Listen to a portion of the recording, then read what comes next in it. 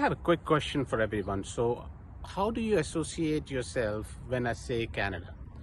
So, although I'm not a good mind reader, but you must have thought of moving to Canada on permanent residency, or you might have thought about moving to Canada on student visa for education purposes, because Canada is one of the topmost destination for international students. And the fun fact is that it is one of the most favorite among the Indian students. A lot of discussions which are going around with regards to Canadian government thinking of putting a cap on student visa applications.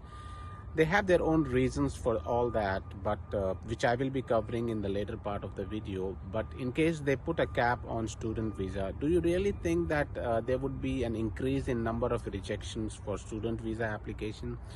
Do you really think that Canadian government will be able to put a cap on student visa? So after hearing all these, you must be thinking that how will this impact you, and how will you safeguard yourself in case all these developments happen in Canada? Hello friends, welcome back to my channel, The Global Recruitment Expert. I hope you're doing well.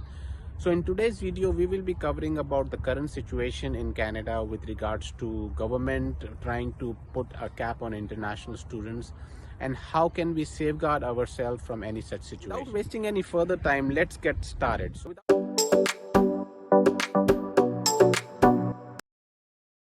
Before we proceed, I just want to have a quick discussion about the student visa and how does this work in Canada. Most of the people are aware of this process, but this is just for the people who are new to it and they really do not know about how it works. The student visa and how does this work? So federal government is responsible for issuing student visa to foreigners who wants to study in Canada. First, an international student has to gain an acceptance to a Canadian college or a university. So once they do that, the college or university give them an admission letter. With that admission letter in hand, they can apply for a student visa.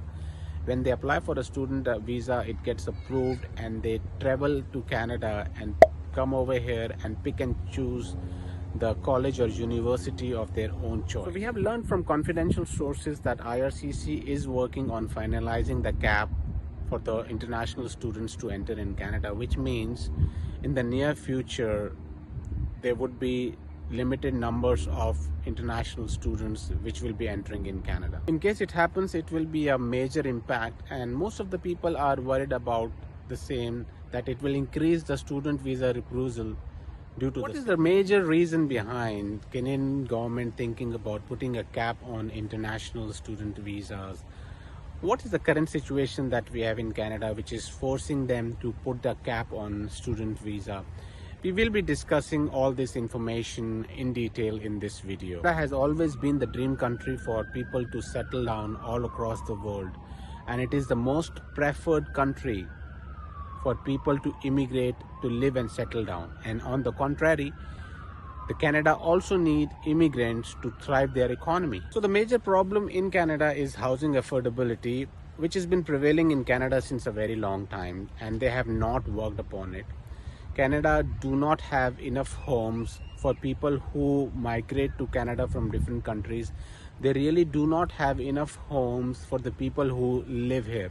And this is the fact. Previously, 7 to 8 years ago, the average monthly rent a Canadian family was paying between $1,000 to $1,300. But looking at the current situation, the condition has been completely opposite and it has been changed. So to rent out something in Canada, we need at least $2,200. That is the bare minimum, and which is on a very higher side. So now let's talk about a new immigrant. So if new immigrant come over here and they start looking for a property, first of all, their hunt is very difficult because they are left with only few options. And in case they are lucky enough, they get something ranging between $3,000 to $3,200, and that too in a residential area. And if they look out for a condo is like depending what size you're looking for. So we have smaller size over here. So if you talk about a small condo, a matchbox size condo, which is in Canada, will cost you somewhere around $2,500 to $2,700.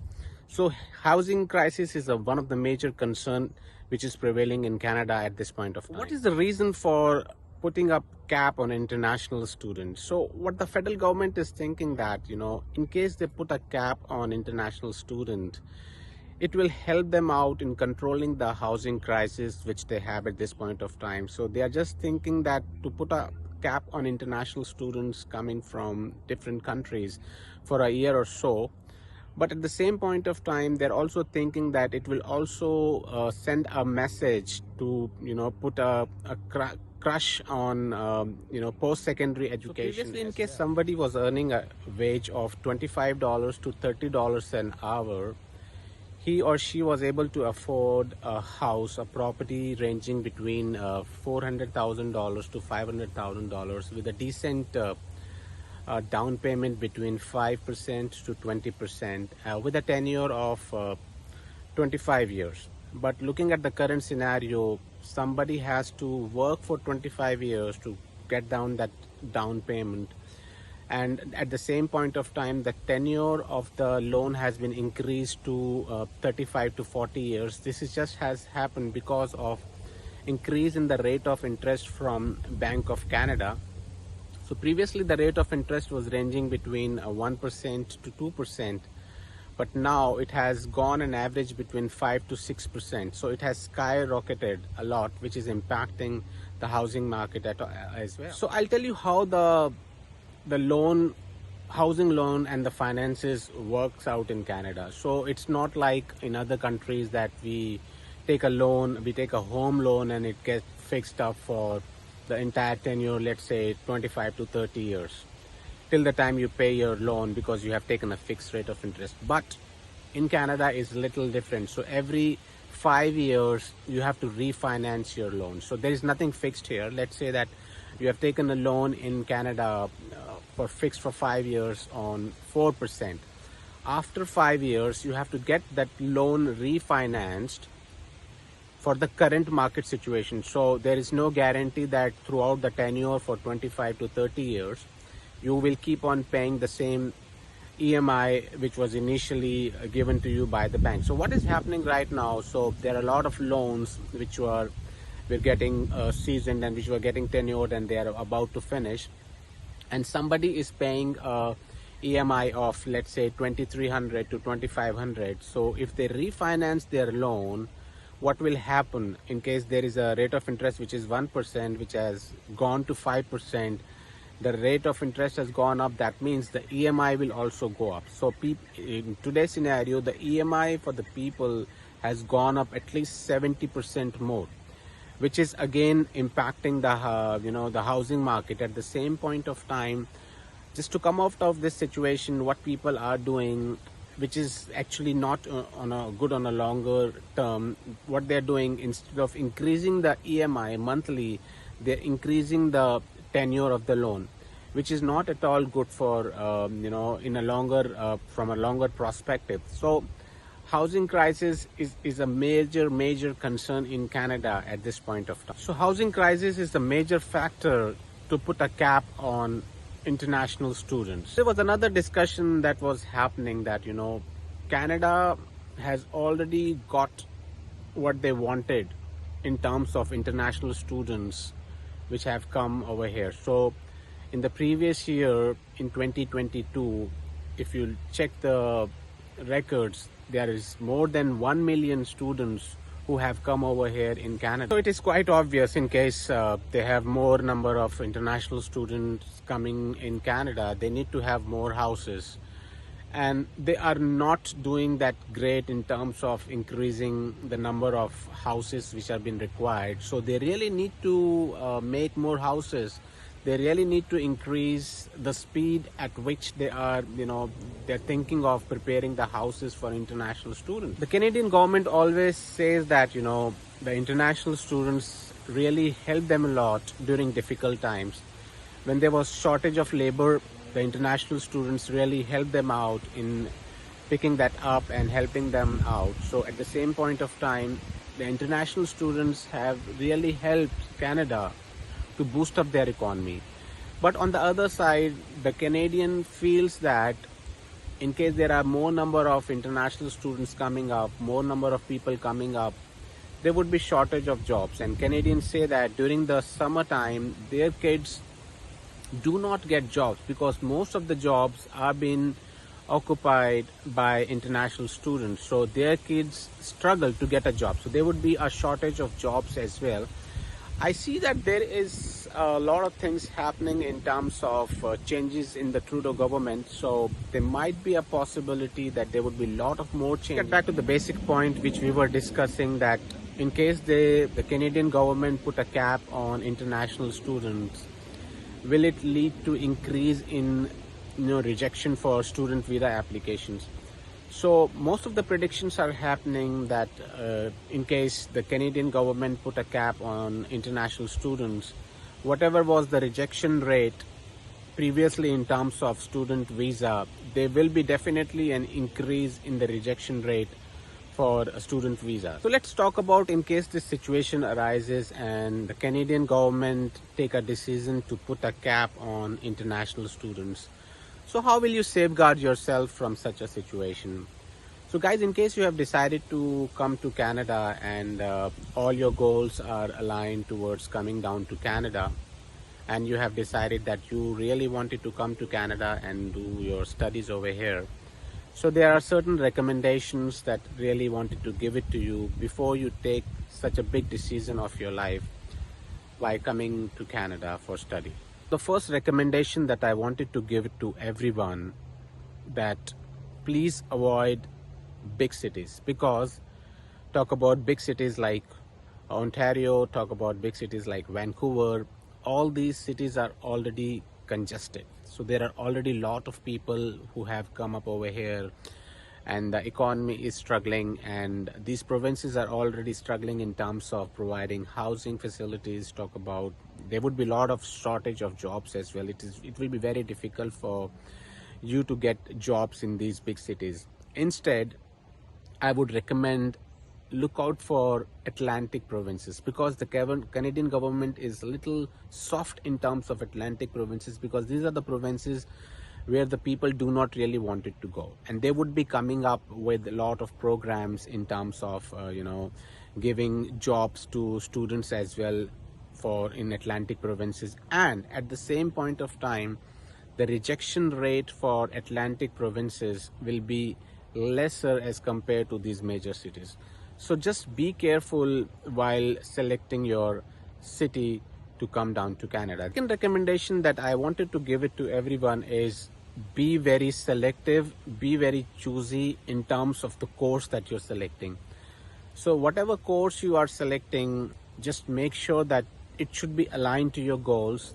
It should be related to your previous studies that you have done, because if you do that in a proper manner, it will be better for you, because ultimately you select a particular stream, you have to go and move ahead with that stream only. At the same point of time, you have to look out for the fields in which there is shortage of jobs. So you do your research carefully before coming down to Canada. Just analyze the data, look out for a particular skill in which there are less number of competition, there are more number of jobs. So if you do all these researches and prepare your data and work accordingly and make your file very strong, then there is nobody who can stop you in getting a student visa to come down to Canada and fulfill your dreams. According to the immigration ministers, they are aware of the fact that whatever fraud is happening in terms of private colleges giving fraud and fake offer letters and fake admission letters to students, so they are at the back end working to it, and they have given a guarantee that all these things will be stopped, and they are really working hard towards it. Because what happens, the students get a fake admission letter when they come over here in those private institutes and colleges. They've been exploited badly.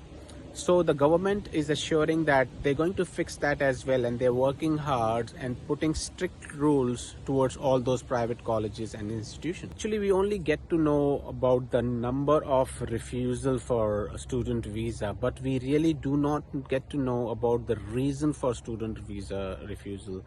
The majority of the cases comes from the private colleges, because what happens that these private colleges offer fake letters to the students, and they really do not have a proper infrastructure of giving education to the students. They do not have proper housing availability. They invite students, they give education, they give classes to students in small boxes, kind of classrooms that they have. And at the same point of time, there are a lot of international students also exploit the international student program, as they wanted to come to Canada. So all these things will be covered up soon by the Canadian government, and immigration minister has also promised about the same. As per the latest guidelines, all the universities and the private colleges who are inviting international students need to have a proper infrastructure, need to have a proper plan to provide housing facilities to all the students they are inviting over here in their colleges and universities. So it is also anticipated that we may hear something soon from IRCC in terms of capping the number of international students in 2024. They are still working on it, and I see that they will be taking a decision ranging between November to December about the same, that what is the cap that they are trying to put in terms of international students coming to Canada. So this was all about today's video. So we have discussed about Canadian government deciding to put a cap on international students. So the decision has not yet been taken.